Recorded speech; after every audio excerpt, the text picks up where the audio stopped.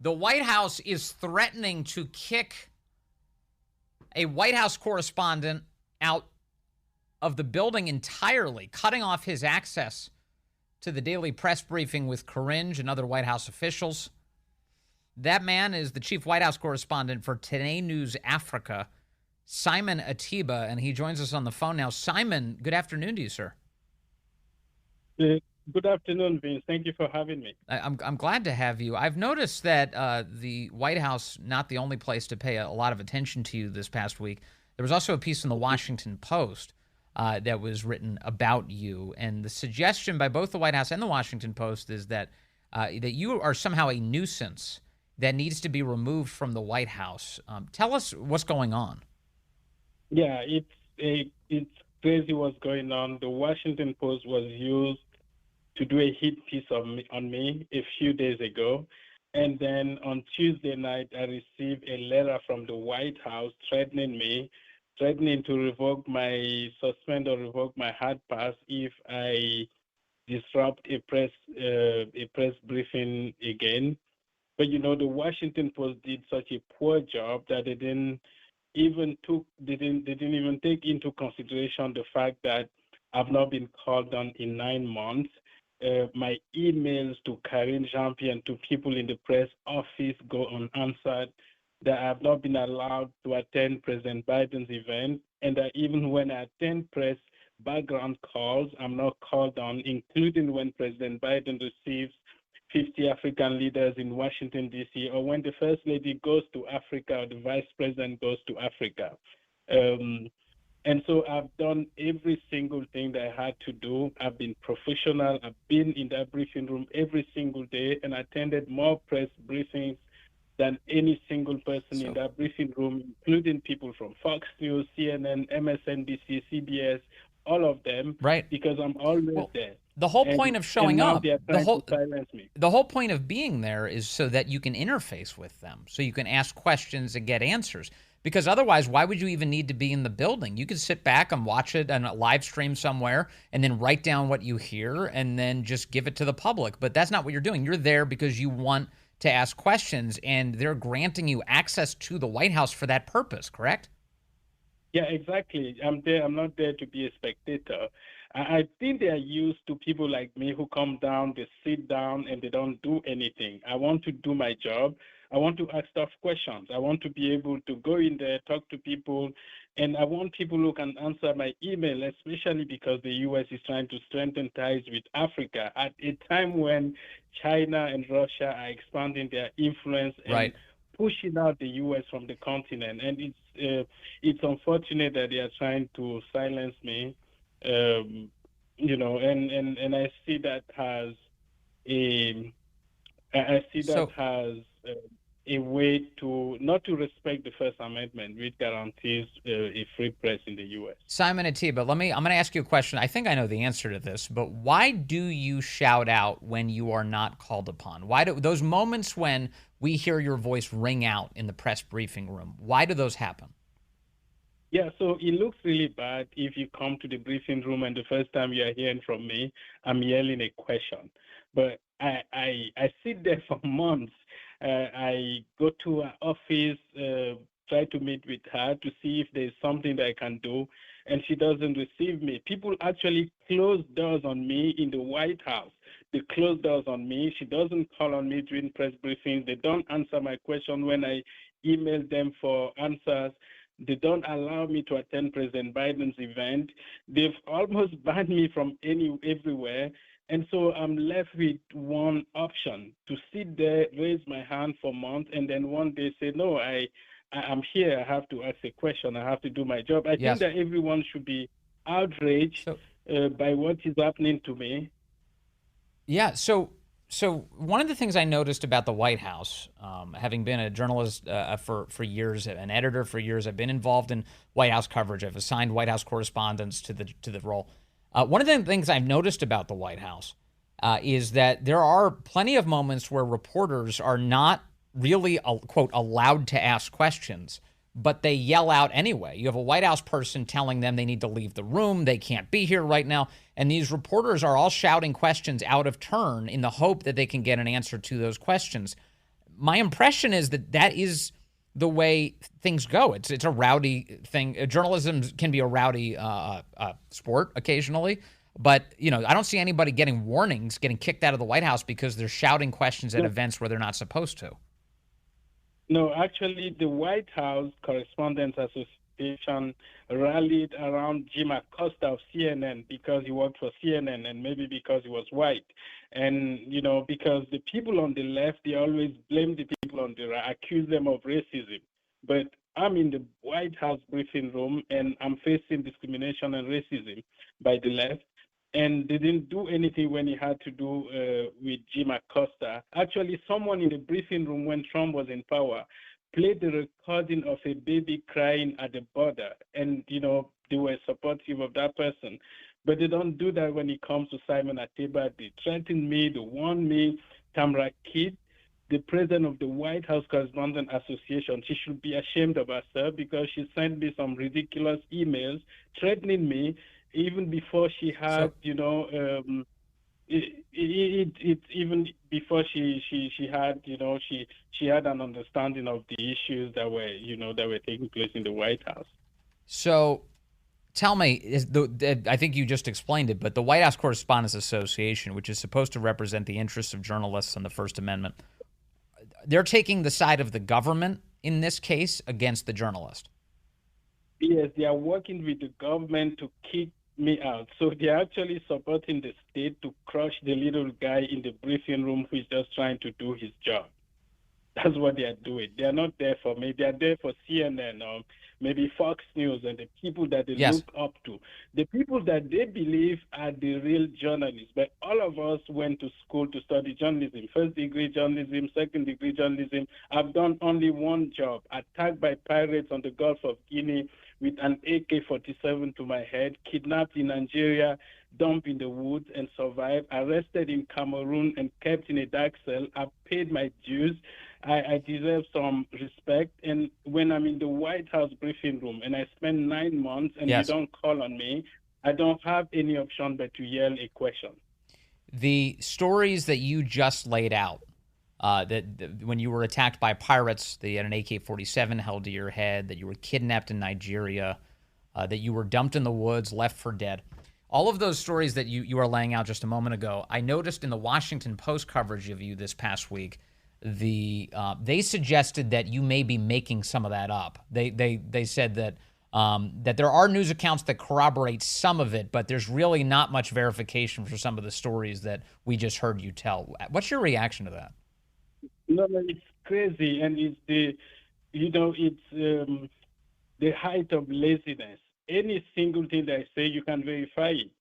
Anyone listening to me now can just go to YouTube and type Nigeria's millionaires preacher, and you will see stories about me being beaten up just for trying to cover churches. Every single thing that happened to me was documented. It's published, and they can do a simple Google search, but they are so lazy at the Washington Post. They should be ashamed of themselves. The guy who wrote the story about me, that's why he doesn't connect to the public. When he tweets, only 2% see it because he doesn't do his job.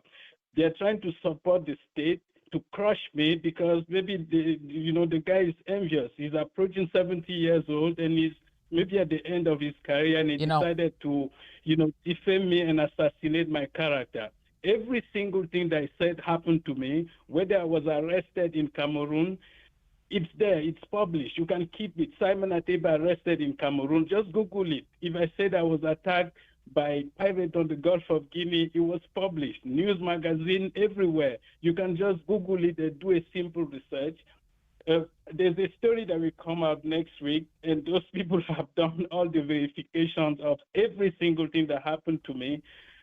I pray that what happened to me doesn't happen to that guy in the Washington Post who is trying to assassinate my character and direct hatred towards me so that people can harm me and maybe kill me. And if anything happens to me, you know who are the people, because what they are doing now is to just make sure that people hate me because they are telling them, this guy comes to the briefing room to disrupt briefings and, it doesn't have this. And I feel like they're trying to put my life in danger, but they Simon, can just do a simple Google search and we have all the answers. Simon Ateba, you said that there is another story coming out about you within the next week. Yes.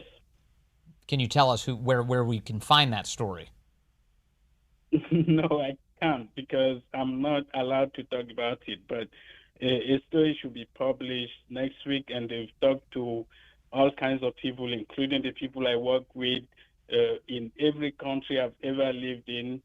That's what the Washington Post failed to do, and that's why no one reads them. If you go to their Twitter page, when they tweet something, no one sees. They should be ashamed. And that's why Jeff Bezos was able to buy them because they've lost the trust of the people.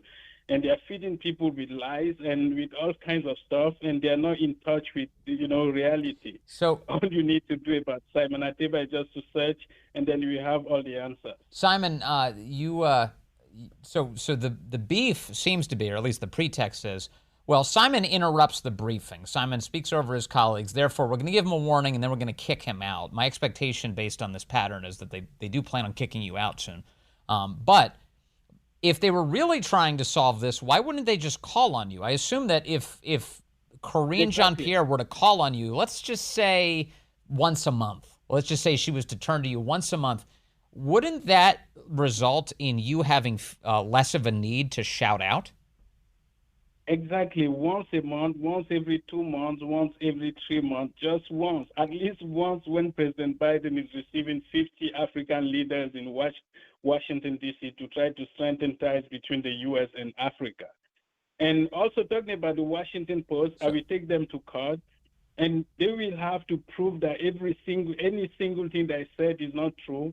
And we are sending them a letter to retract some of the stuff that they publish in their story. If they fail to do that, we will punish them with a court that may cost them millions of dollars. Simon, I think that Simon, let me. I'm sorry. Let me focus on this for a moment. I didn't mean to interrupt you, but I just want to make sure I understand correctly. Have you retained legal counsel for your back and forth with the Washington Post? So normally you send them. We have a counsel now, and we are sending them a letter for a retraction. And if they fail, we take further action. And if they retract, or if they fail to retract, do you plan on suing the Washington Post? Yeah, if they fail to retract some of the stuff that they put in that story, we sue them. And what would you say is the biggest error or defamatory statement, libelous statement, that they made about you in the piece? I won't discuss some of those things here because I'm consulting with my legal team. But a lot of the things that they insinuated there or said were false, and they should have done their homework very well before trying to assassinate my character. There are two ways to assassinating someone. You can put a bullet to their head, or you can try to assassinate their character. What you are doing is you are telling people that this person is not credible, should not be trusted, and shouldn't get for the job. You are trying to kill them morally. You are trying to kill them professionally. And so they are not different. The person who shoots someone dead, and the person who assassinates them in the newspaper, like the Washington Post is, they should be ashamed of themselves. I used to look up to them, but they've lost all respect. And now I see them, and I don't trust anything that they write. And it's a shame that we had to get to that state. But we teach them a lesson so that next time when they want to defame someone and assassinate someone's character, they will pay attention and they will make sure that they do the job that the other people did, where they can actually sit down with me for hours and days and try to really understand my background. And when they can go and talk to people who worked with me, who employed me, yes, to know that every single thing that I said happened to me actually happened to me. They didn't do that. They just sat in D.C. on K Street. I used to have my office in the Washington Post building. They just sat there in K Street and they wrote nonsense. And they can't even do a simple Google search to know, what has happened to me in the past, yes, and verify everything that happened to me. Simon, finally, you just told me that the White House has a way out of this drama. They could just call on you occasionally, and there would be no there'd be no interruptions from Simon Ateba. But they're not choosing that option, apparently, which tells me they want to make an example out of you. It's the ego, but it's I call it the law of unintended consequences. The book that you ban ends up becoming the most sold book and the most popular book. Now they can just call on me and we end this, but they fail to do that because of the ego. Press Secretary Karine Jean-Pierre, she's actually more racist towards me than the Jen Psaki who was there before.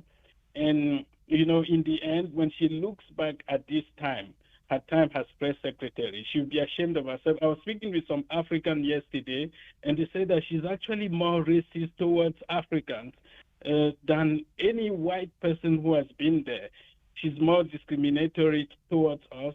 She treats us with disdain. When we go to her office to meet with her, she doesn't meet with us, and she should be ashamed of herself. The people who watch her on TV, they don't really know her. I know her. I have sat down with her in the White House, in her office, and I know what she's doing, and I see how she calls on people on my left, on my right, in front and behind me, and she skips me deliberately. And the people on The View, who should also be ashamed of themselves, should be able to call her and tell her you should call on this guy, especially because the U.S. is trying to strengthen ties with Africa. Why don't you just call on this guy even once in a month, even once every 3 months? Yes. But they sit down and they try to blast me and defame me and assassinate my character and make sure that people hate me so that someone can kill me in Washington, D.C.